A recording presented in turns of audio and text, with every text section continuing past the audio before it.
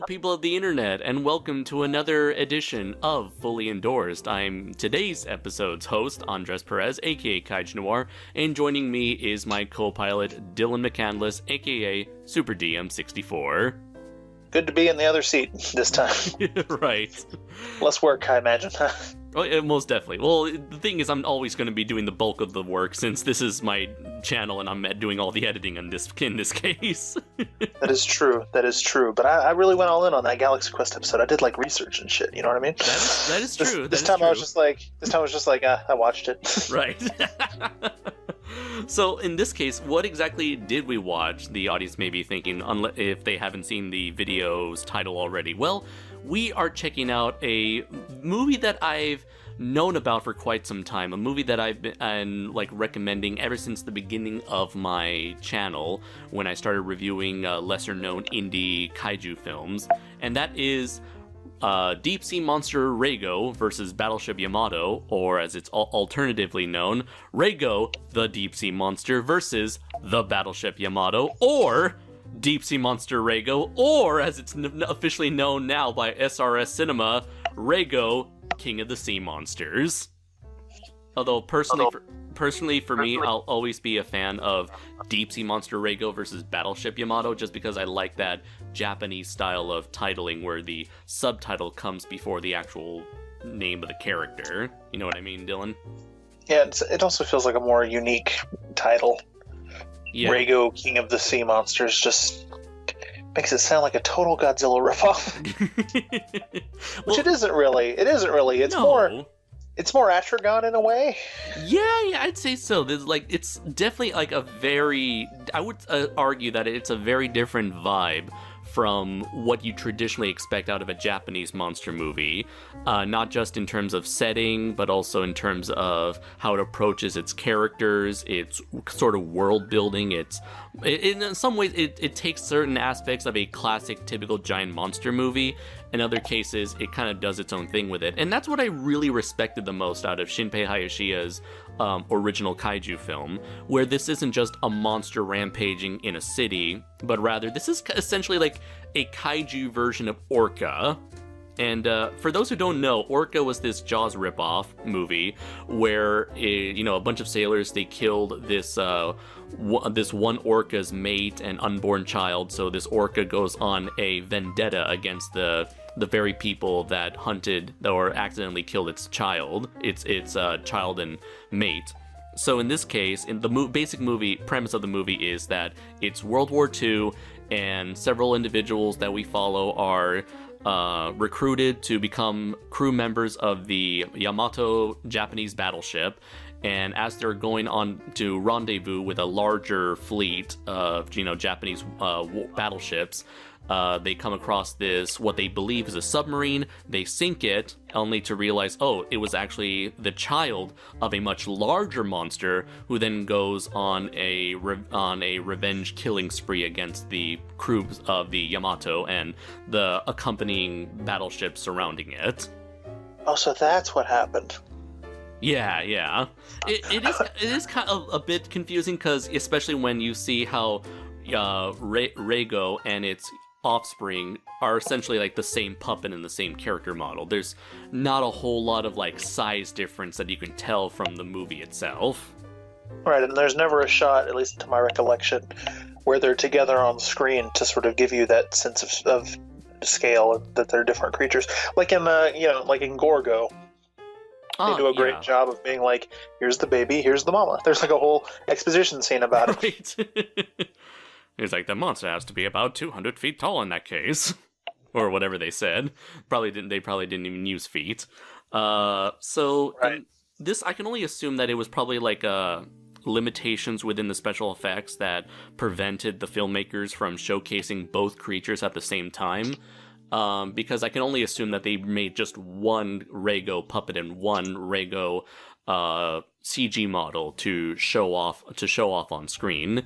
And you would think that they would be able to shoot the same model twice and then just put them together. Green screen them together. Yeah, you're right about that. Or rotoscope, a smaller one on top of footage of the bigger one. I don't know. There's a bunch of ways you could do this. Right, yeah. And I'm assuming like they didn't do the whole like let's copy and paste the CG model twice and just make one of the CG models bigger, because as I'm sure we'll get into, the CGI is perhaps the worst aspect of this movie. Even as someone who is a fan of this movie, I will admit that the CG has so many problems. So I can only assume that having like two complex models would probably have been too much for their computers to render.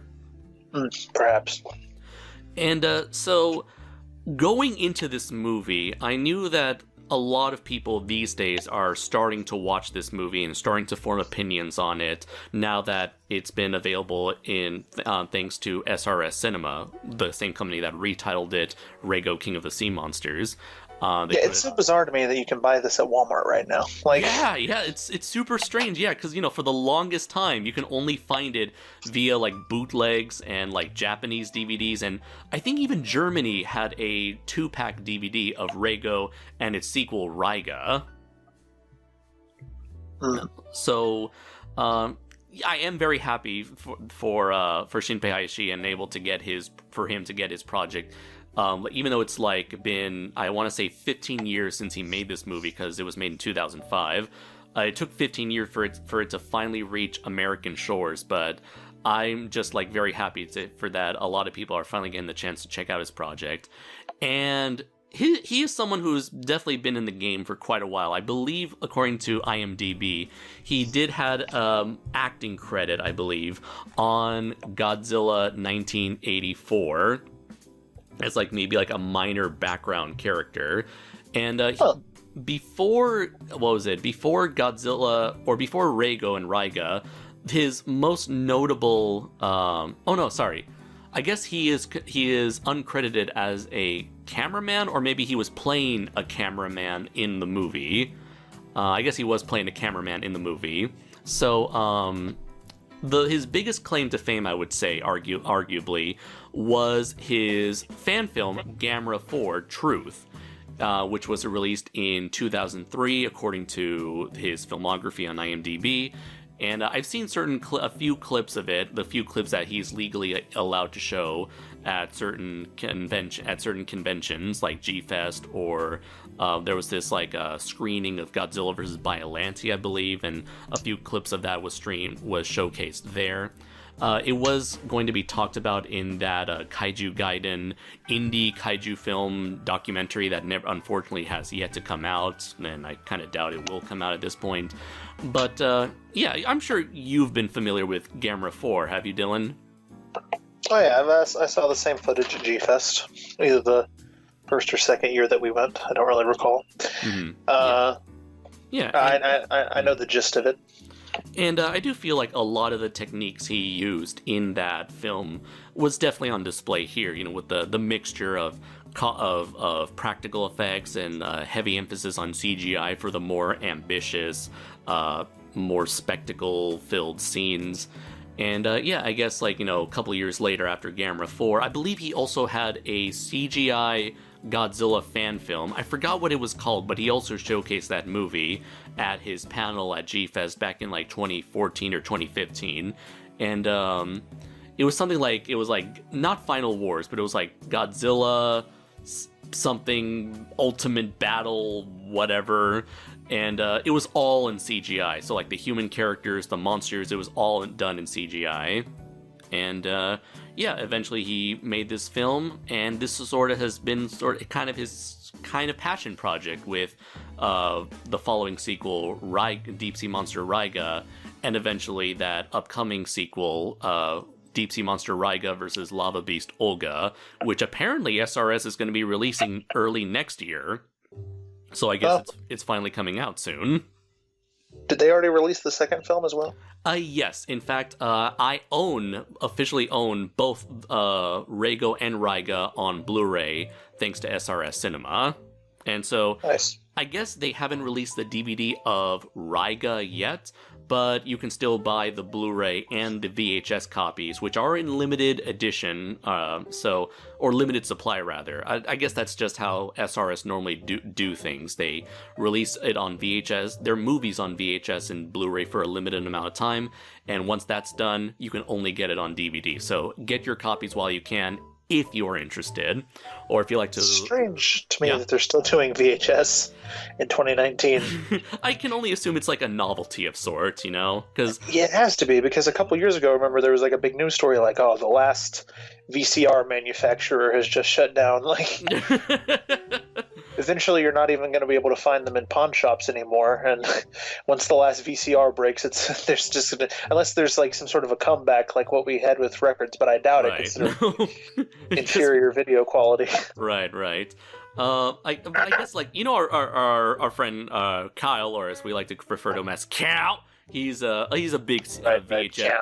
He's a big VHS nut. He likes to take new movies and like transfer them onto VHS. Well, Cal is certainly a character, but the general public. Mm-hmm.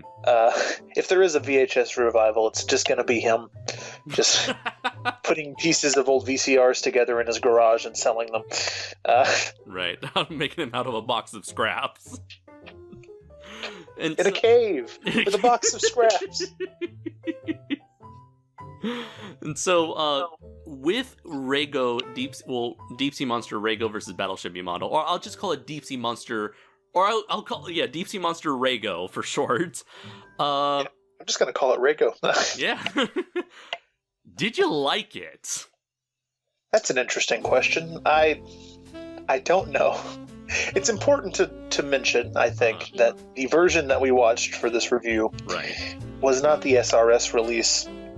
It's an older version, a video file that's been floating around on the internet for a long time if you know where to look for it. And...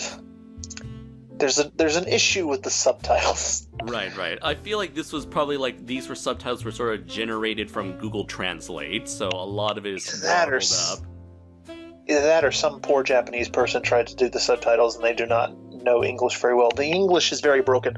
What English there is, because there's also a lot of like weird, I think, Russian words in here. Yeah, some weird like Russian lettering in the subtitles. I apologize both to you and the audience for looking at this particular version of the movie, only because, yes, while I do own both a bootleg DVD and now officially the Blu-ray, both copies are over in America, I'm in Japan, so there's no way for me to access it other than this version that I've been keeping on my hard drive for the last couple of years. I did take a look around on the internet to see if I could find a better version, maybe a rip of that new release, and I just couldn't find one anywhere, so we're stuck. Even our close friend and local pirate, David, aka Gorazard, couldn't find it. Yeah, so we were stuck with this version. Yeah. And as a result, having watched this movie, I know very little about what happened in this movie. What I can comment on is the direction and all of the technical side of things, and I think it's very impressive considering what they had to work with. Right, which is practically nothing. Because this is, without a doubt, a super low budget movie. This movie pretty much looks and feels like a TV movie, or at least like a Japanese style TV movie. It kind of looks like an average episode of Ultraman with a lot of really dodgy CGI and green screen work. But this is a difficult genre to do when you have no money. If you're a horror fan and you want to do an indie like slasher movie, that's easy. You can make that look real good and very professional. But doing a kaiju movie is an entirely different ball of wax. We've seen many fan films and independent films in this genre, and of varying quality. And this is, from a technical standpoint, one of the more impressive ones that I've seen, for sure. Yeah, I would say this is one of the most ambitious projects that I've ever come across. Like I mentioned before, it's not a monster rampaging across a model city, but rather it's just a big open ocean where our characters are completely isolated. You have an arrangement of battleships, of varying sizes, with Yamato being like the largest one. which was a real-life battleship, by the way. I forgot Yeah, I to was going to mention ask you that. So this is set during World War II, right? Yes, and Yamato is apparently a very popular, very well-known battleship. Unfortunately, I know next to nothing about Japanese military, so I don't know its significance, but I am assuming that it has been referenced here and there from time to time in media. And I do know that, what was it called?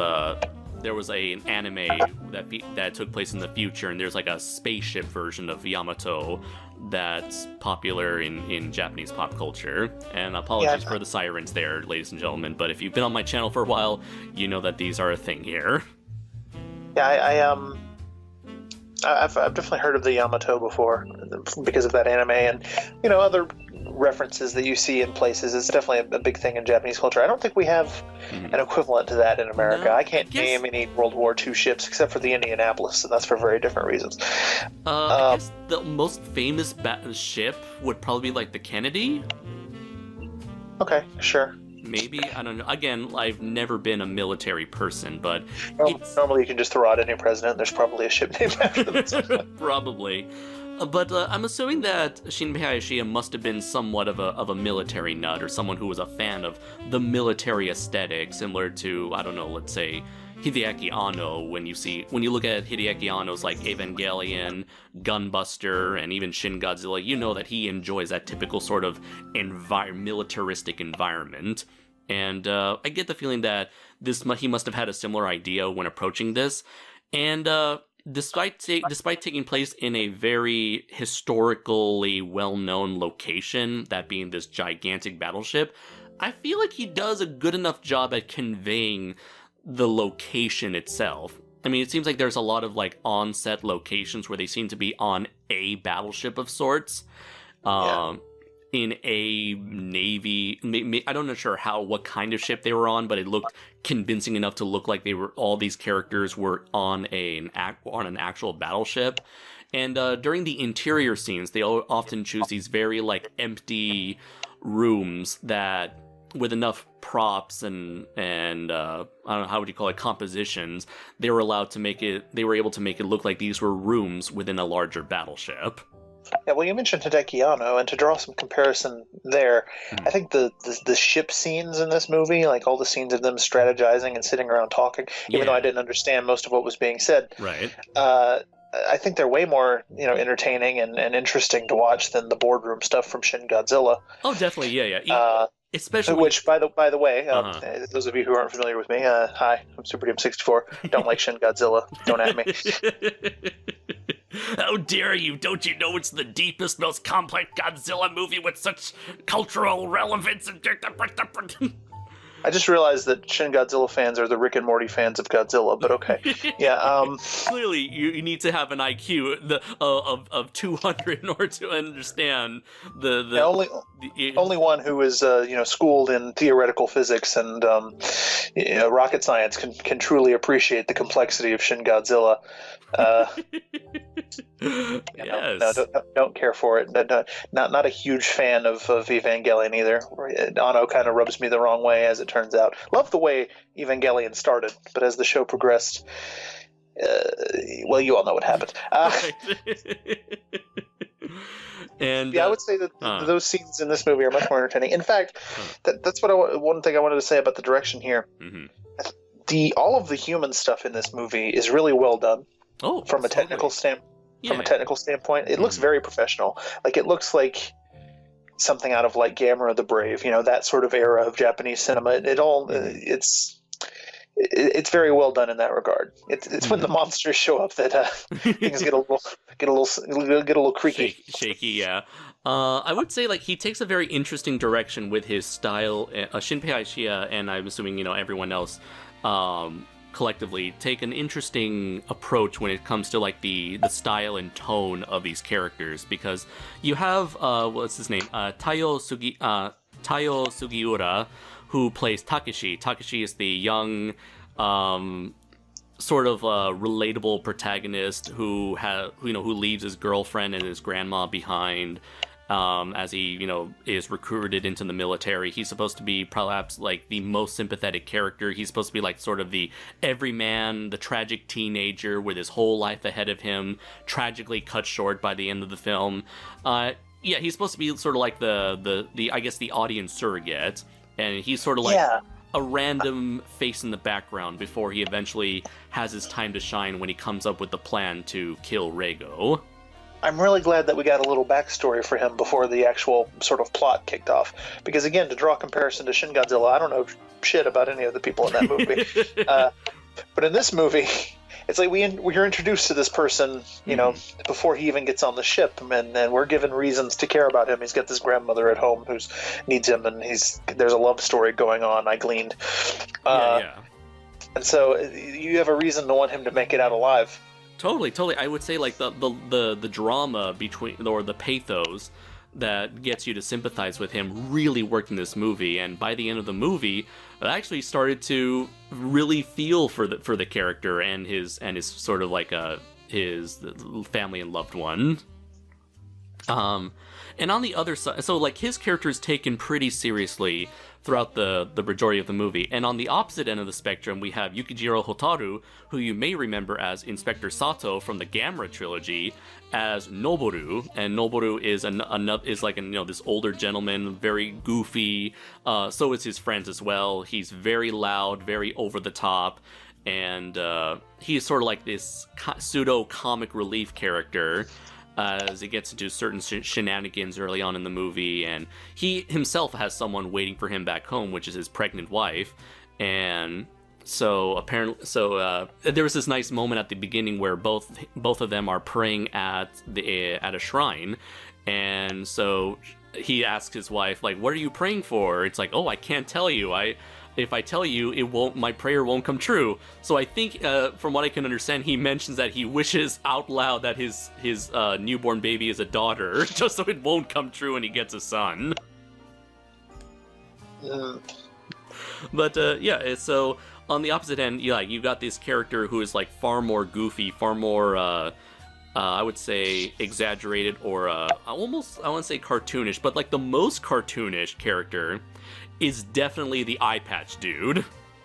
Yeah, and that the humor works from most of the time. There was one weird moment during one of the like strategizing scenes, or one of the characters. I can't remember if it was the eye patch guy or the other guy. He was like adjusting his jacket or something, and there were all these like weird cartoony sound effects. Yeah, like bloop bloop bloop, as he's like unbuttoning his shirt because he's supposed to be a badass, and he never buttons his shirt when he's when he's in battle. Right. I was kind of getting absorbed into that scene because I was trying to figure out what their plan was, and then that happened, and I was like, "What?" Yeah, that was the only time where like the humor really like clashed with the more serious style. And I'll give you guys a warning: if you go into Reiga, Deep Sea Monster Reiga after Rago, like that sort of cartooniness, especially with the special effects. Not special effects, the cartoony sound effects and the exaggerated acting.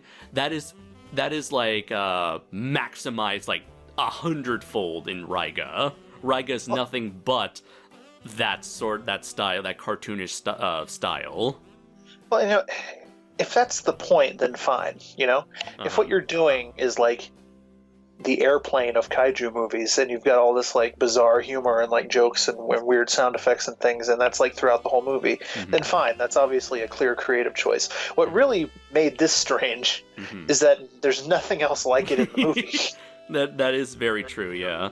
I would say like the only other scene where it's like very goofy is when Noboru, he brings on an island girl and just to fool around with. And so, for whatever reason, this girl from a random island they stopped by, she brings on board her grandfather, and so when Noboru thinks that he's fondling this girl's breasts, he realizes, oh, it's an old man. Oh my god!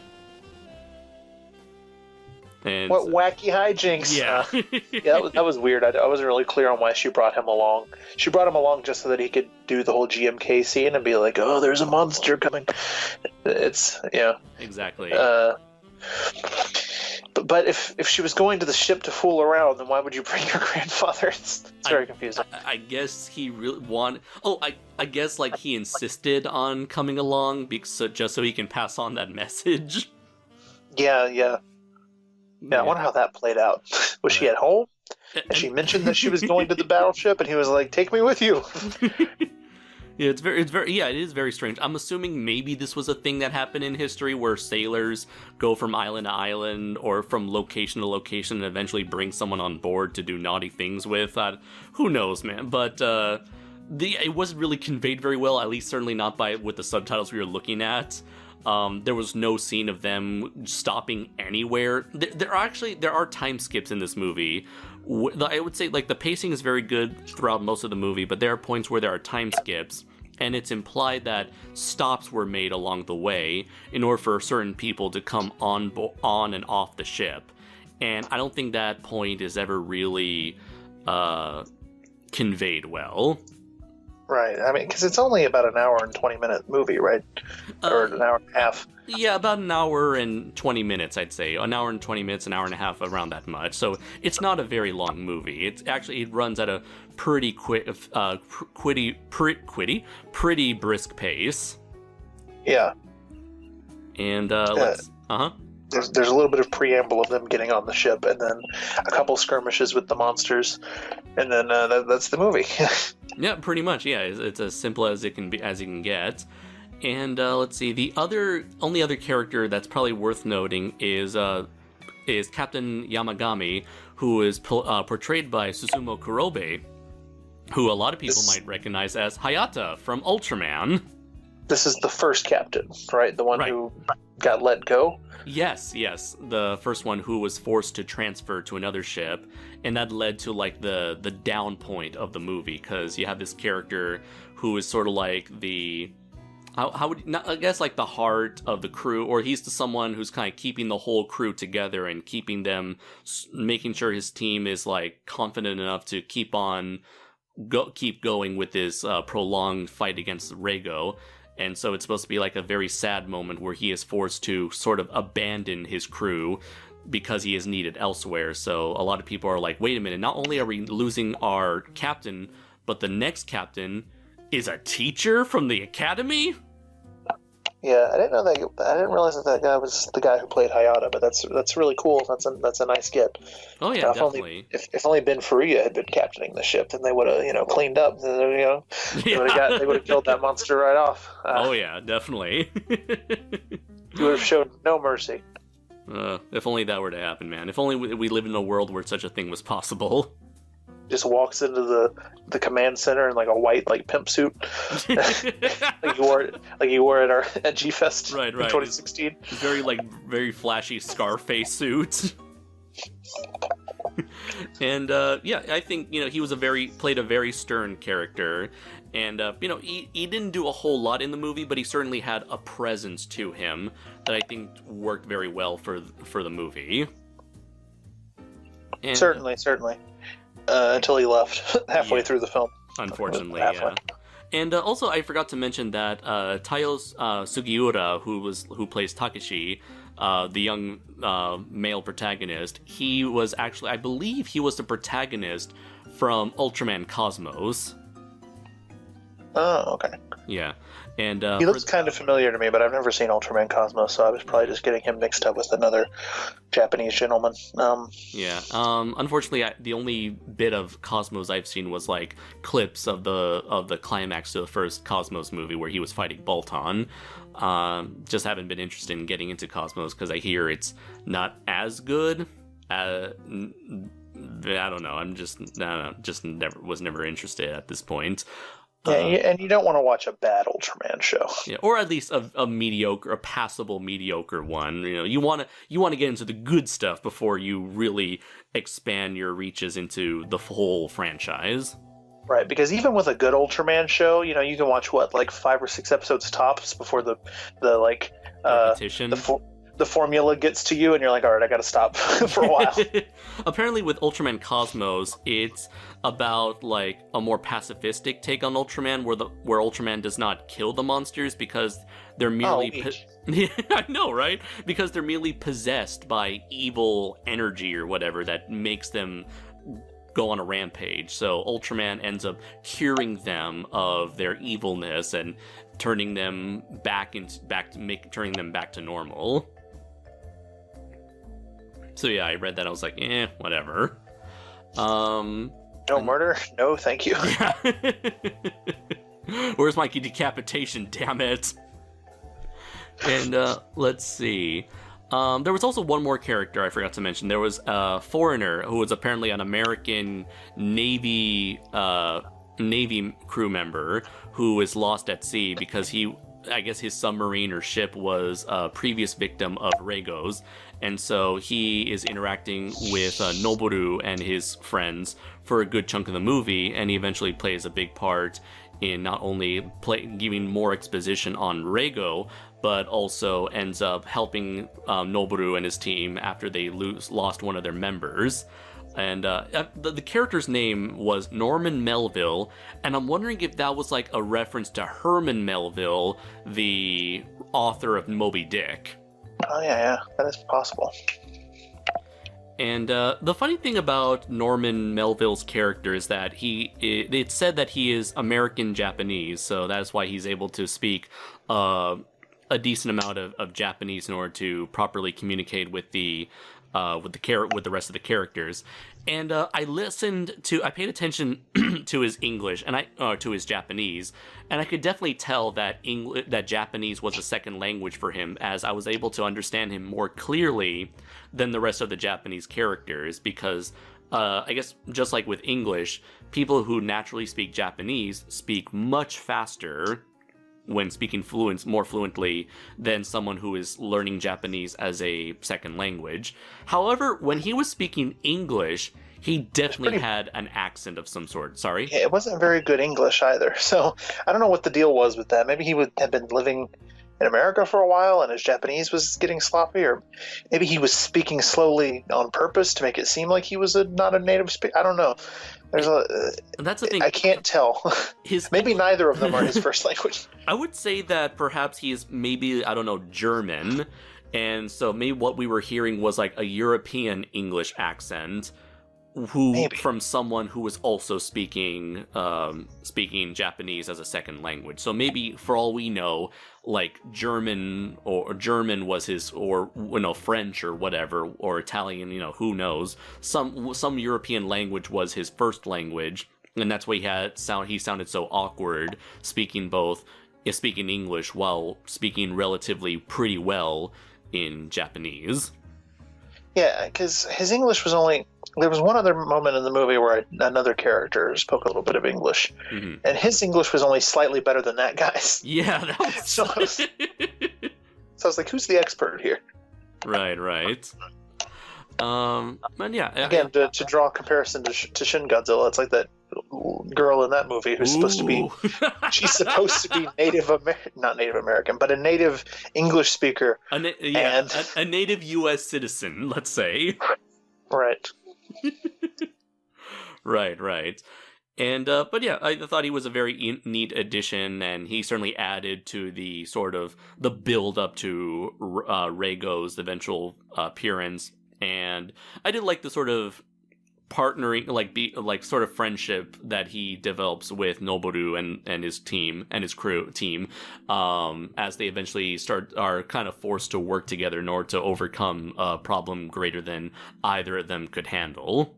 Right, and it was nice to have a character who had some experience with what they were about to go through to add a little information in that arena, Yeah, it's almost kind of reminiscent of like that story, that scene from Jaws where one character was like, sometimes the shark go away, sometimes it didn't go away. Right. Yeah, the blackest eyes, a doll's eye. Wait, wrong movie. No, the right movie, because you're getting that mixed up with the line from Halloween. They're very similar. I think it was done on purpose. The line in Halloween is the blackest eyes, the devil's eyes. Oh, the line in Jaws. eyes. The line in Jaws is like, got black eyes like a doll's eyes. Ah, okay. For the longest time, I was like, which movie did the line come from? Yeah, if you watch those scenes back to back, it's almost like it's the same speech almost. Right. I just wish that this Norman character had that moment there. Right.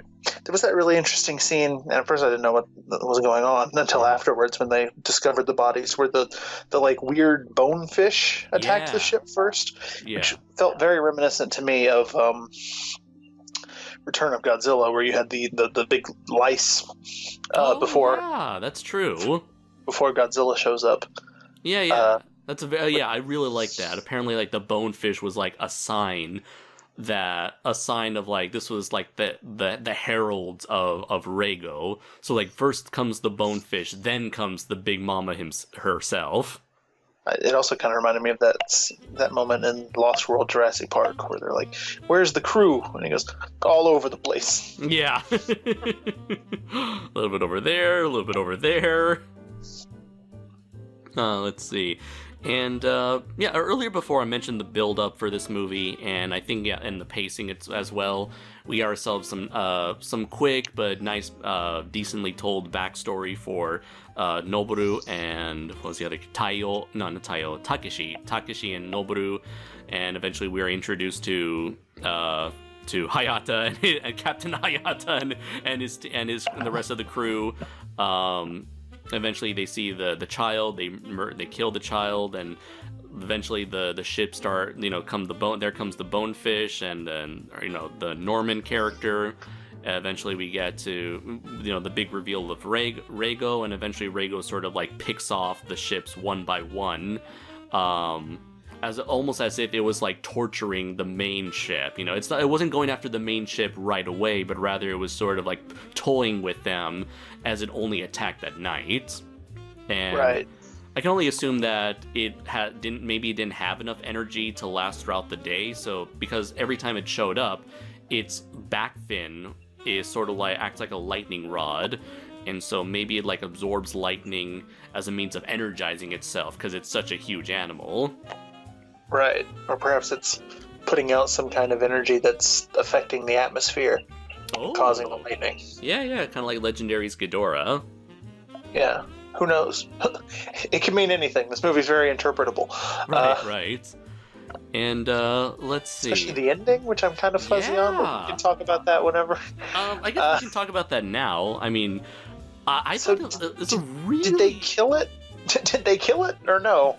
I had two interpretations. Either that was like the ghost of Rago coming back to sink the ship once and for all, or it did survive the climax, and within the chaos of all that's going on in World War II, it snuck up on the ship to take it down in the middle of a giant fog, like a cloud of smoke, so no one else could have seen them. And there's this weird musical montage, and at one point a Japanese dancer in like traditional dress with like face makeup was like a straight up kabuki actor was dancing around.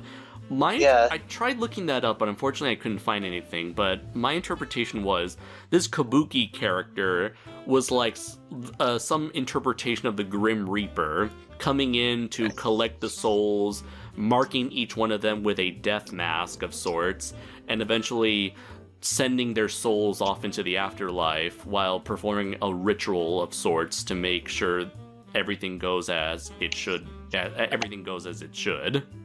Perhaps that's something that a Japanese audience member would pick up on more easily, but as a non-Japanese person whose knowledge of Japanese culture comes mainly from the media I've watched, it didn't make any sense to me. It felt very random. It almost felt like something out of like a Doug Walker video.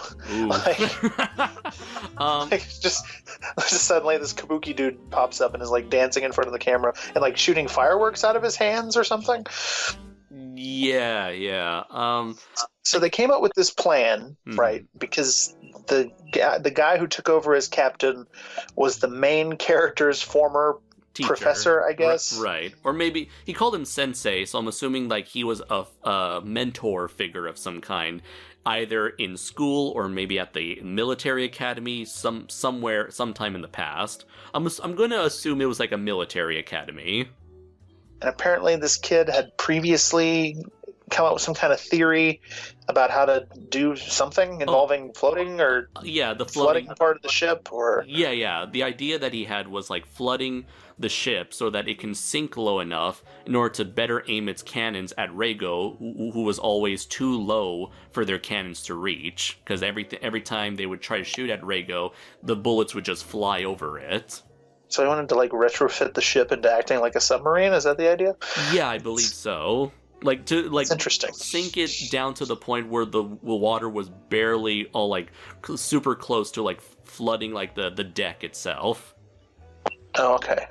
Yeah, and I want to say like the execution of that climax was really well done. I feel like as shaky as the CGI was, I think it was serviceable enough to where you can tell what was going on, and I like the whole setup where all these remaining ships are circling around Rago and trying to like throw enough depth charges to force it towards the Yamato in order for it to have a point blank shot at it. And then Right. I feel like the editing in some of these action scenes was a bit too quick, though. Like it felt very frantic at points. Almost like the way that Christopher Nolan like filmed action in his first Batman movie, where you couldn't really tell what was going on sometimes, and then he kind of got better at that as the movies went on. And by the time he got to Dark Knight Rises, it was all pretty well choreographed. Kind of similar thing here. In certain instances, there was a lot of cutting around and like characters yelling and dying or whatever, and explosions, and I'm just sitting here unable to read any of it. Like what's going on? That's true, yeah. Sometimes it can be difficult to tell which characters were on which ship. And, usually in a film, whenever, like, a character is about to die on a big ship, usually you see, like, them reacting to the ship itself blowing up.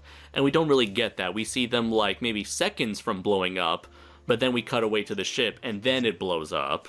So I feel like it would have been better to have them like be screaming and then maybe show a flash of white light and then cut to a shot of the ship blowing up. So we know, okay, those characters were on that ship.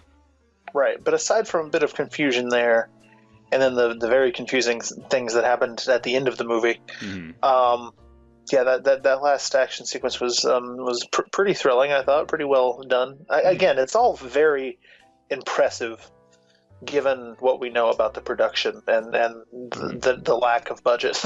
Yeah. The negative budget that this thing must have had.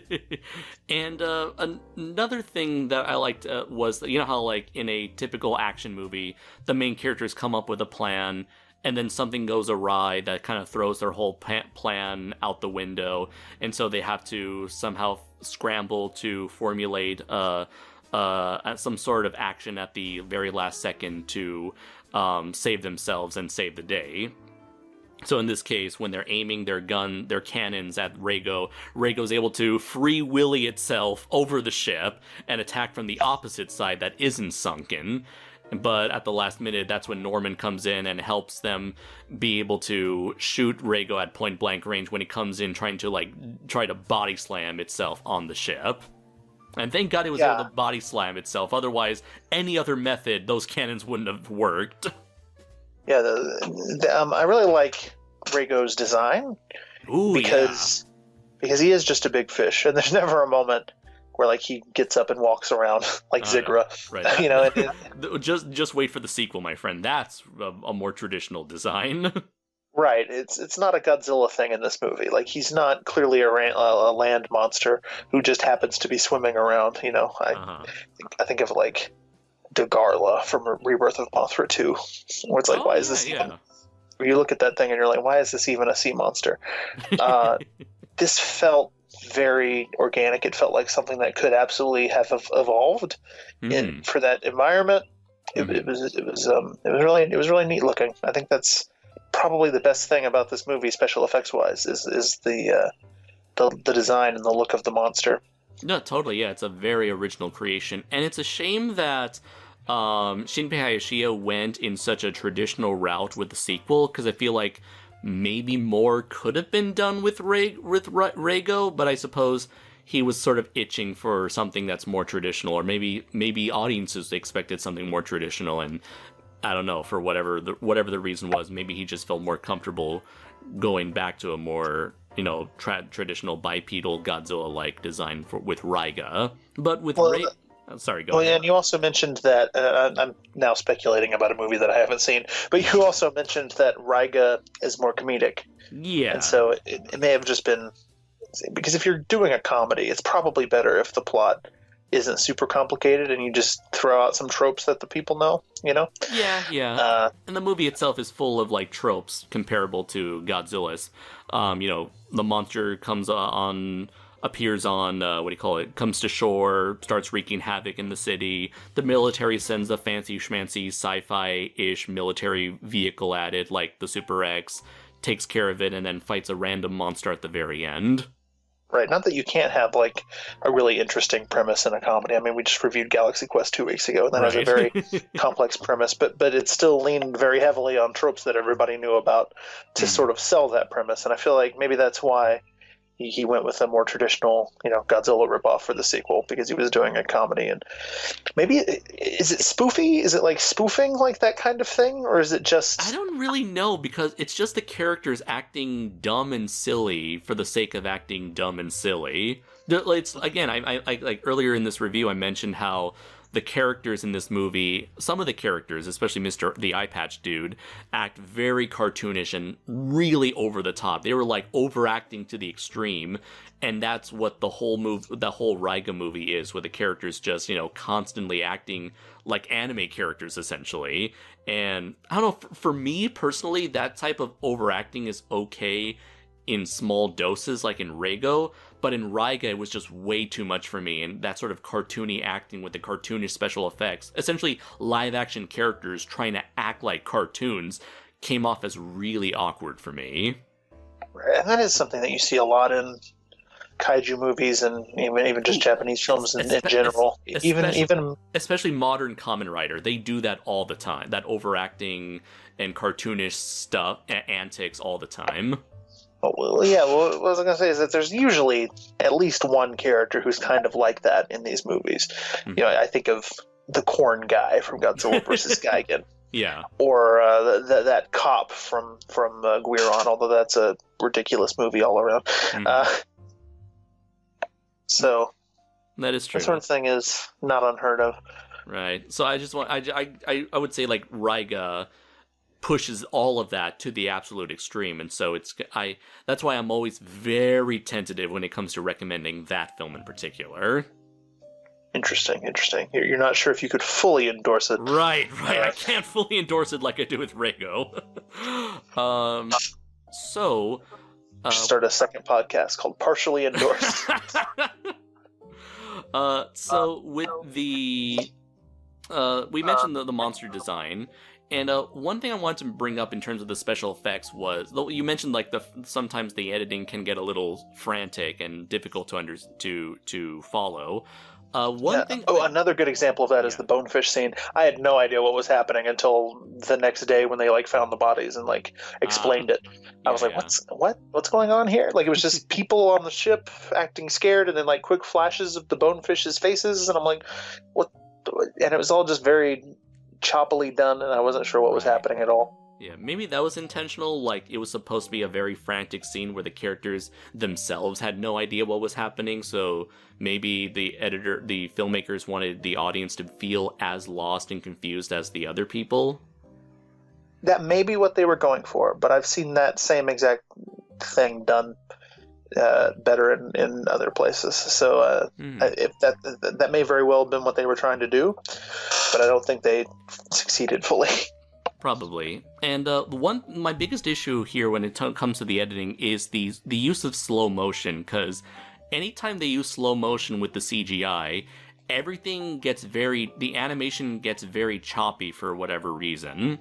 So in any of these like big dramatic point, it's like at some points the CGI models move too smoothly, where they look like cutscenes from a video game.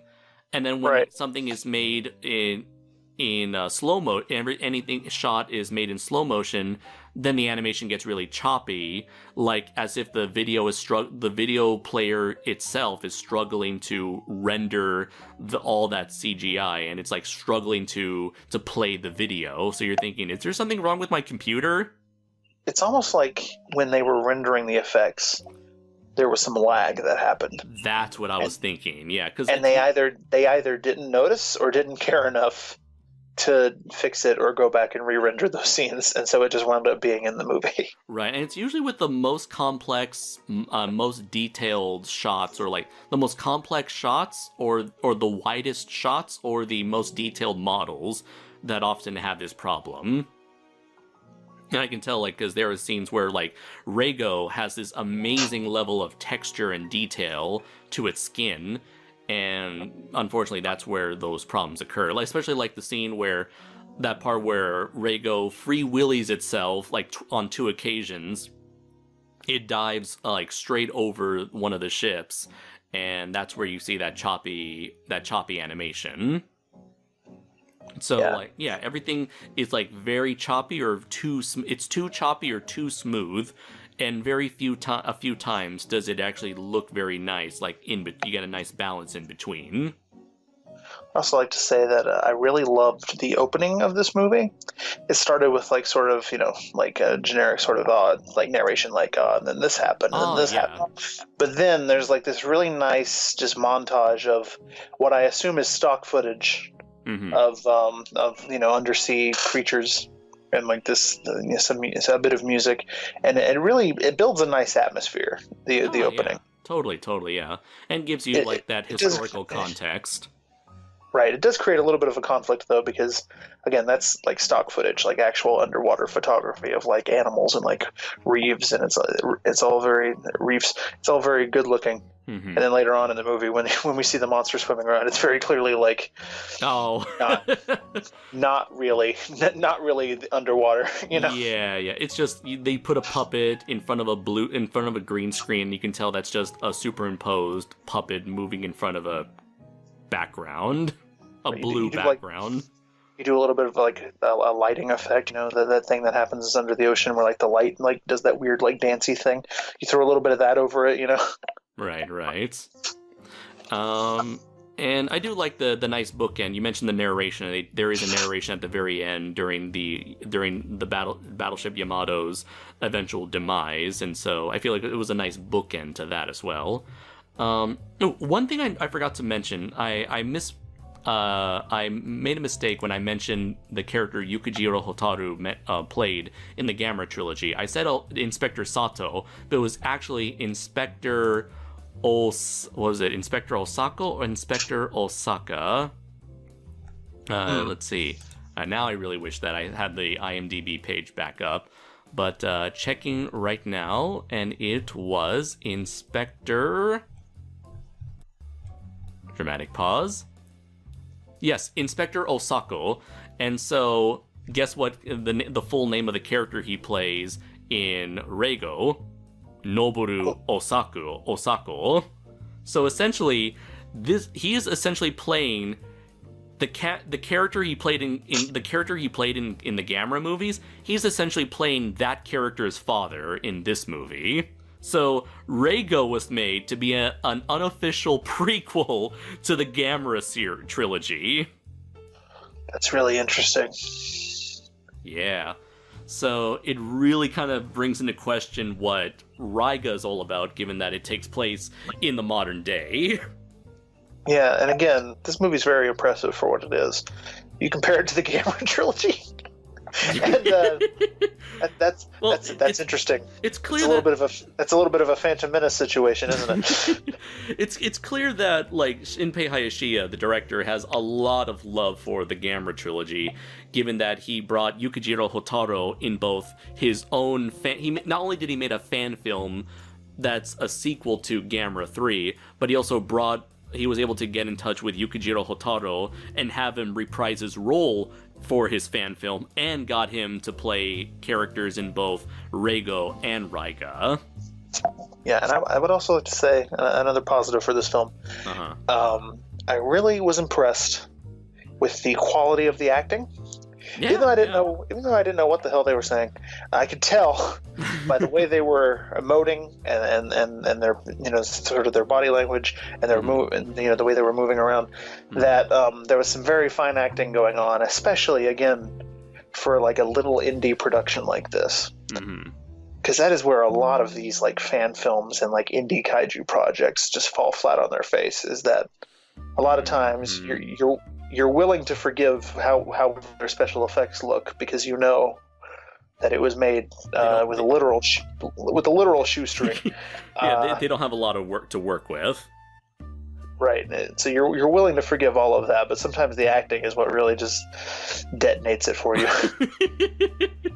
Yeah. I'm sure we can all think of some examples. My queen! No, I'm sorry. I don't know what you're talking about, Andres. I don't know what you're talking about, Andres. But yeah, you're totally right about that. You're totally right about that. I feel like there's enough like professional level acting and filmmaking on display here that really helps elevate the enjoyment of this film. And for me, in my opinion, it definitely more than makes up for the dodgy special effects here. Yeah, and again, the human scenes in this movie are definitely the best part, like on a technical level. You watch those and it's like, I'm watching a movie right now. Yeah. And then the monster shows up and you're like, I'm watching a YouTube video right now. And a well-made YouTube video, but a YouTube video. Right. It's the best Channel Awesome movie ever. No, I would say even this movie there are cases where this movie does things far beyond what Doug Walker is capable of. Yeah, it's way better than The Wall. Oof. I forgot. Did we watch that together? Yeah, we did with Bill. Yeah, we did. I don't know why we did that, but we did do that. And that'll be something that'll never be on Fully Endorsed, as much as I love to talk about it. No, for one thing, we've both seen it, and for another thing, just no. No. Let's see. And one thing I wanted to bring up was the score, which was made out of it was a very synthesized, pseudo synth orchestral score, and for the most part, I think it worked, especially in the more emotional scenes involving the main protagonist and his thinking back to his girlfriend and grandma. I think during the more intense action-heavy scenes, I don't know why, but the synth score comes off sounding more artificial in those sequences.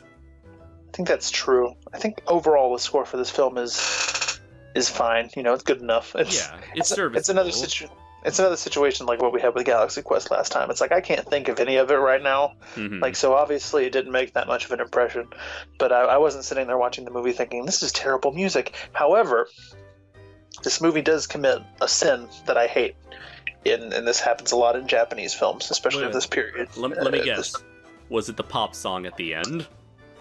And in the middle, and I don't know. Yeah, that's true. I don't know if it's the same pop song. Yeah. But we have two, count them, two of the Japanese pop song montage, which is a trope that I hate because it's like, okay, am I watching an anime opening now? And I can forgive one, but two of them. I can see what you mean, man. At this point, I'm kind of become numb to that sort of tradition. At least put your Japanese pop song in the end credits. I'm fine with that. Gamera the Brave does that. Right. I think what was it? I think Godzilla 84 did that as well. I'm not sure at all. I don't remember. A lot of again anime films do that as well. They'll have a pop song. I mean, yeah, you got to promote some sort of up and coming pop singer at that point. Right. I love Pledge of Z from Fukatsu no F, but it did not. But it didn't play in the movie.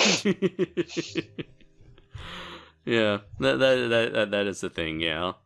But I will at least say that at the very least they're used for more emotional scenes.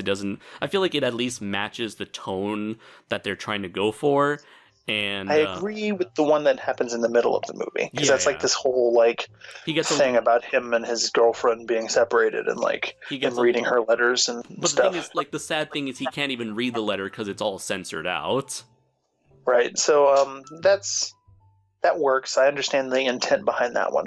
The other one comes during that really weird montage that we already mentioned at the end, where Yeah. the kabuki man is dancing around. Yeah, the and, Mr. Japanese Grim Reaper man. and I just don't know what to make of any of that. Again, not to throw out another Doug Walker references, but it's very ask me what it means. I would say that it's very Japanese, and you mentioned before, like, maybe a Japanese person would understand. I honestly would doubt that, because I know kabuki is a dying art in Japan, much like every other, like, super traditional thing, whether it's, like, kabuki or calligraphy, the whole paintbrush, kanji writing. A lot of old school classic, sumo wrestling, that's another dying art. A lot of, like, when you think Japan and you think of all these traditional forms of art and entertainment, a lot of it is dying because a lot of the younger generation, they simply do not give a damn about any of that. So I doubt, like, anyone under the age of 50 would know what that kabuki scene would represent. Unless they're just very well educated. Probably, yeah. I mean, we do that too all the time in films. We'll in America, we'll make some sort of, or the writer, I should say, will make some sort of like literary reference, and True. 90% of the audience isn't going to pick up on that. Right. But then those of us who do are like, oh, that's a nice reference. And that's about as far as it goes. Yeah.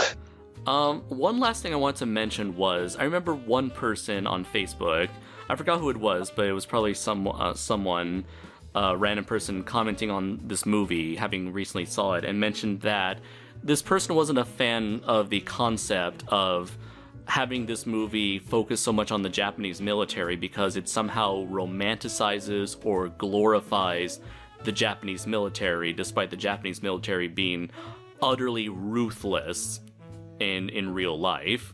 I mean, if anyone knows anything about the Japanese military, they have committed sort of like these atrocious crimes.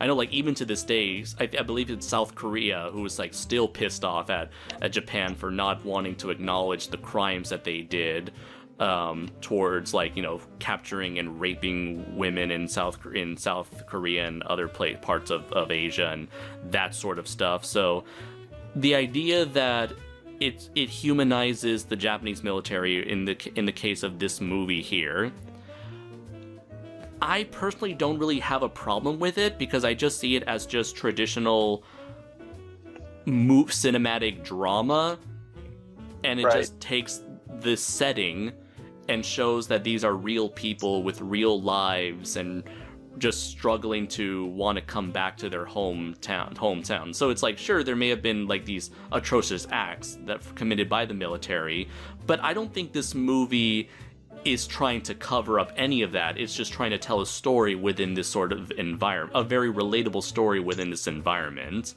What do you think? Right. Yeah, I understand where they're coming from with that. Mm-hmm. And there were a couple like weird moments in the movie where they're like, "Oh, the Americans are the enemy," and I'm sitting there like, "Oh, okay." But the characters in this movie, they're just Navy grunts, man. Like, it's not like it's set against the backdrop of like the rape of Nanking or 731. Like, none of that stuff. Mm-hmm. Yeah, I just feel like these are people who were assigned a job, and they have no other option but to commit to this job. And it is like you can definitely see that Japanese sort of mentality where it's like, we fight together, we die together. It's all or nothing. We fight for the country, the super nationalistic pride in their country. That's definitely part of the culture, and it's definitely on display here. And and take that same logic and turn it around on ourselves. Does that mean that we shouldn't make movies set in Vietnam, or like the Civil War, like, because there was like atrocities going on? Like, these are historical things that we have to take into consideration, but I don't think it ruins the movie or devalues the movie, and I don't think the movie glorifies anything that the Japanese government did, because it's not a movie about the Japanese government. It's not Shin Godzilla. It's a movie about the everyman. a kid. a kid who wants to get home to his grandma, and he's been. I don't know if they drafted people in this war, but it didn't seem like he was like. To me, it didn't seem like he was like raring to go. It's not like he right. I mean, maybe that's not true. Maybe he volunteered. I don't know. Again, I couldn't understand. Right. Again, but not so big on. We're not military buffs here, nor are we historical buffs. It seemed to me like he and everybody else in this movie just wanted the war to be over so that they could go home.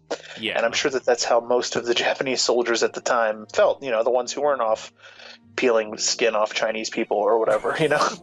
Oh God. Yeah. Eating their enemies. If anything, I would say this movie somewhat criticizes the Japanese military by showcasing their hubris, although maybe it's not so much like a criticism of the Japanese, but maybe just a criticism of mankind themselves, because it was their own hubris that led to them striking down the baby Rago that ended up causing so many people to die when its mother came for revenge.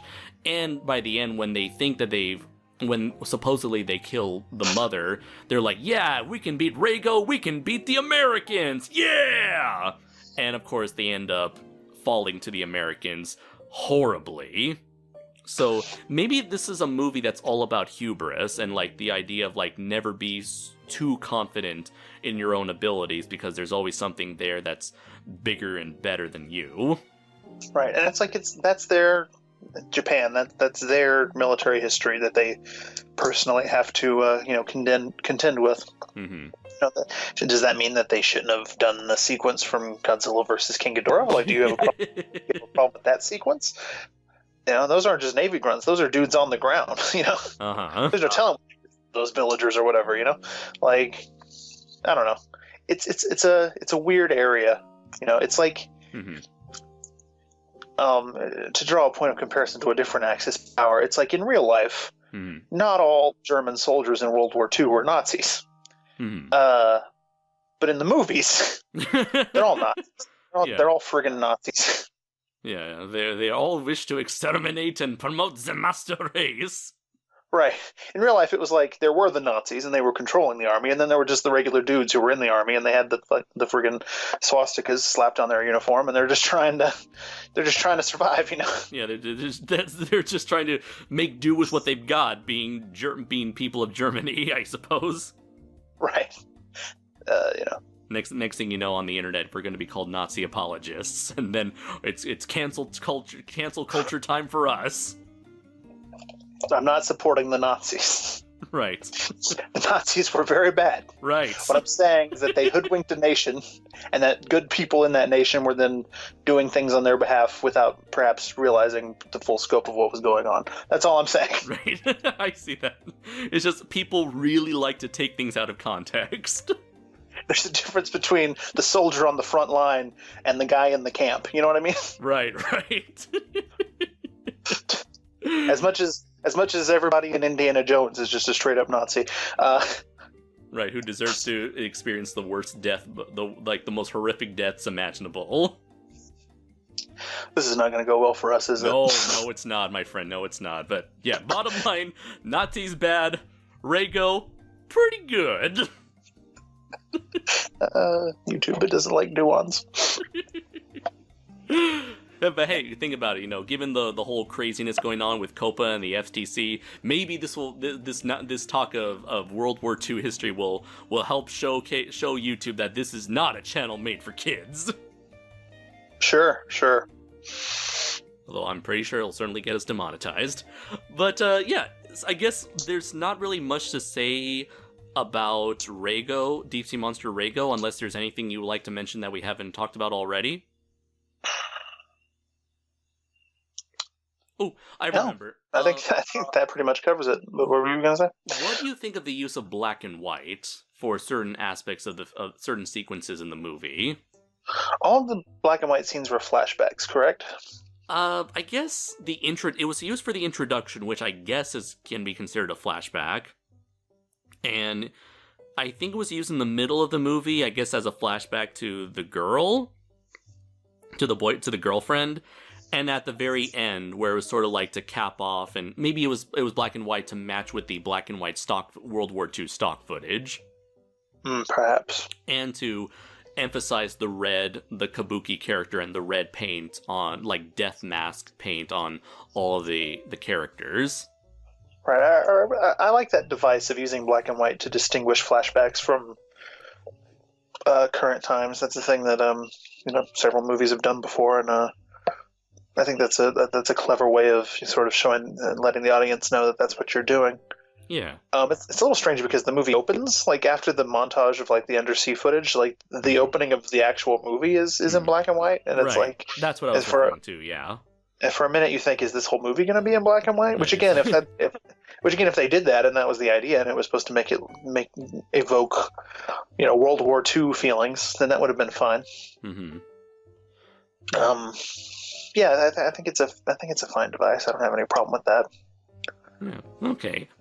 So, at the end of the day, would you recommend this movie for people to watch? Maybe not so much like endorse it to the point where this is something you should definitely own or watch repeatedly, but is this something you would recommend kaiju fans or Godzilla fans or fans of giant monster movies to check out?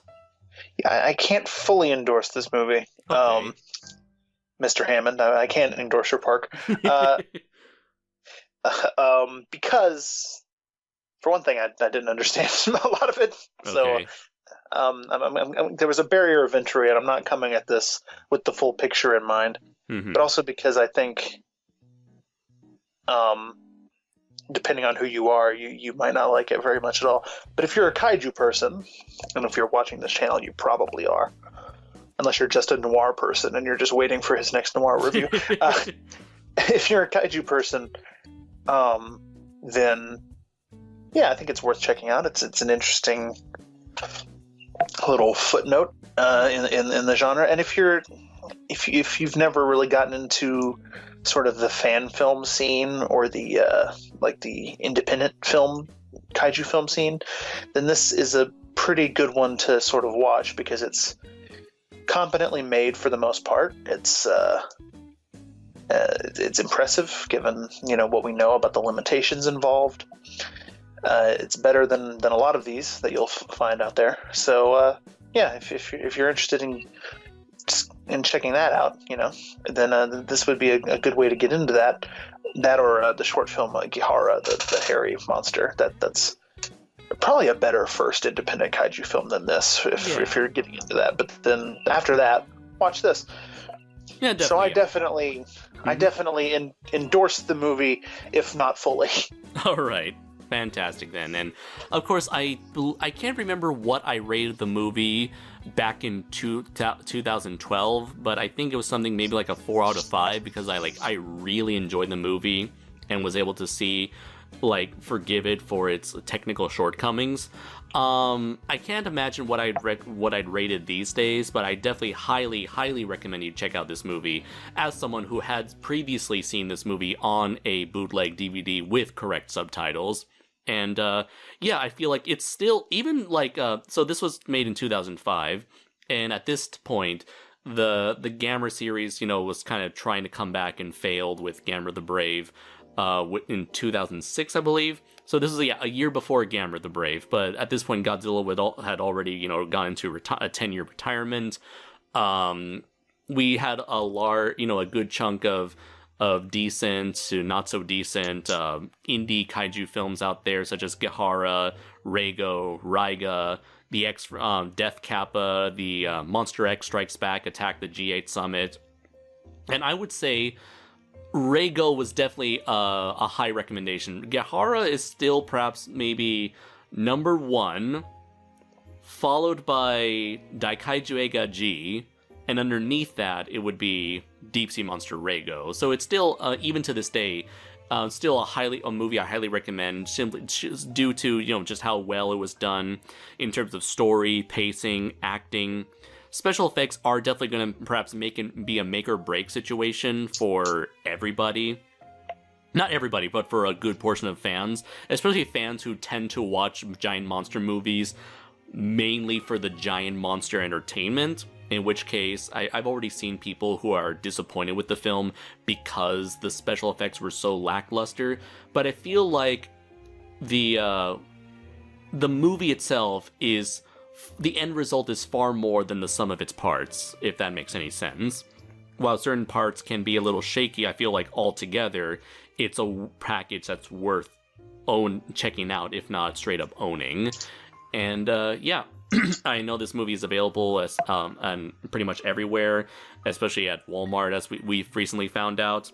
And so I do recommend that. I don't think it's a waste of money if you were to buy it, check it out, and see for yourself if this movie is worth it. And hey, if you don't like it, if you want something more traditional, maybe Reigo's up your alley. But again, I'm very hesitant about Reigo simply because, again, humor is very subjective. The humor did not work for me personally. Maybe it will for you. Yeah, if you're one of those kaiju fans who absolutely hate like human stories, or you just don't care about the human characters and you just want to get to the monster stuff, then maybe skip this one, because the human stuff is the best part of this movie. Yeah, and the kaiju stuff is where you're going to run into those issues of, like, budget and effects not always working. If you're that kind of kaiju fan, then you might be better off just sleeping on this one, or putting it on the back burner. And you don't need to watch this movie at all to watch Reigo.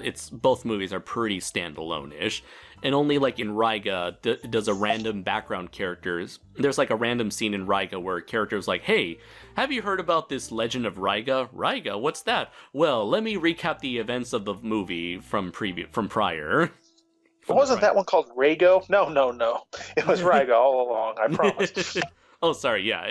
You mentioned Rago, it's like Reigo. It's all confusing. It doesn't matter. It's just a single throwaway scene. But yeah, Reigo pretty much stands on its own compared to Rago. And yeah, and still to this day, I'd still say that we don't get a lot of period piece kaiju films. The ones that come to mind are like Daimajin and Howl from Beyond the Fog, which is apparently coming out soon. Other than that, yeah, we don't get that many movies that take place like in the past. And so even to this day, like 15 years later, Rago, in my eyes, is still a very unique movie among the history of Japanese monster movies. Yeah, I wish we got more. There's also Magic Serpent, but that's more of a martial arts action film that just happens to have monsters in it. Yeah, and Yamato Takaru as well. I forgot that as that thing. And I guess that. Yeah, but then again, it's very easy to forget that. All right, then. So, thank you very much, everybody, for joining us on episode 2, my very first, Kaiju Noir hosted episode of Fully Endorsed. I couldn't have done this, of course, without my good friend Dylan McCandless. And, of course, you be sure to follow us on the Sons of Serizawa Facebook homepage. Follow, Super DM64 on the rare chance that he may do a video.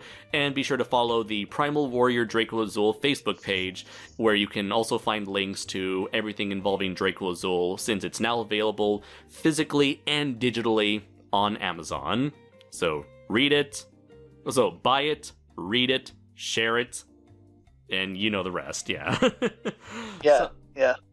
Support Draco Azul so that maybe one day we can it'll get made into a movie, and they'll give me a cut because I'm credited as co-creator. Yeah. You'll get imagine like for years on now you end up getting Bill fingered, and it'll take like a good 40-50 years for your name to get added to the latest movie adaptation of Draco Azul. Well, my name's already in the book, so I haven't been Bill fingered yet. That is true. All right, and so any last words before we head out, Dylan?